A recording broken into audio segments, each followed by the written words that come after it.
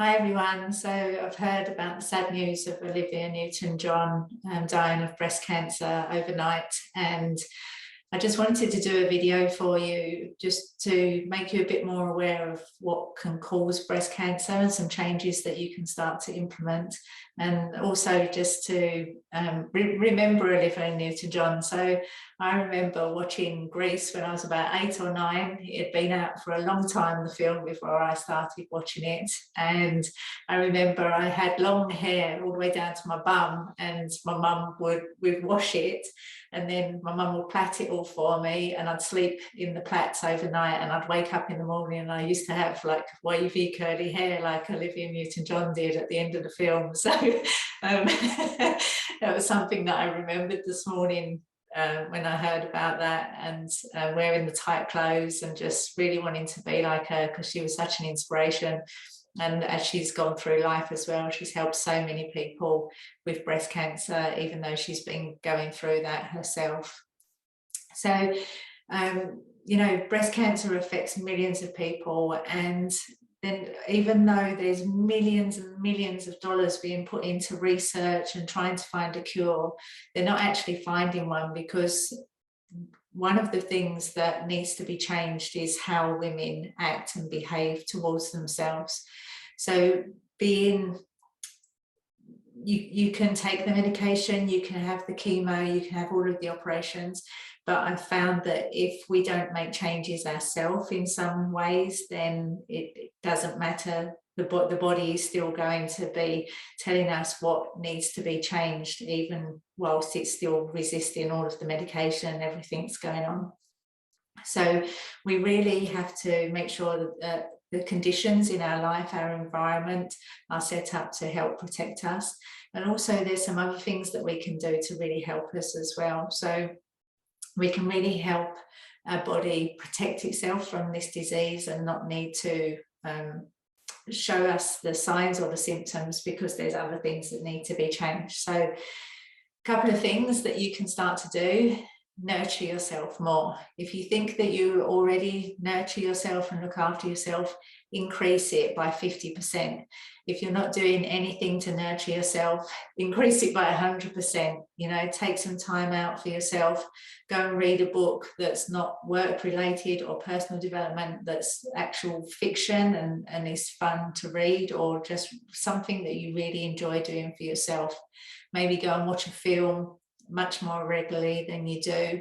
Take time out for your lunch. Like, really start to get the nurture that you need. Have more sleep. Make sure it's quality sleep, so that it's 7 to 8 hours a night, so that your body has time to heal itself and replenish all of the cells and everything inside.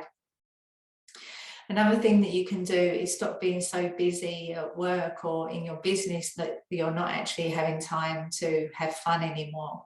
So really make sure that work-life balance is intact, and that you are taking time out to spend with family and friends and do fun things. If you work for yourself, make sure that on a Friday you're not going back in the office until Monday.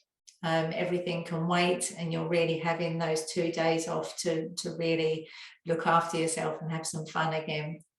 Another thing that you can do is stop taking on other people's problems. Stop being their sounding board. If you've got friends who phone you and dump all of their problems on you and then leave the conversation, stop them from doing that. And if you want some help with that, I've done a masterclass on boundaries that you can watch and join in on as well.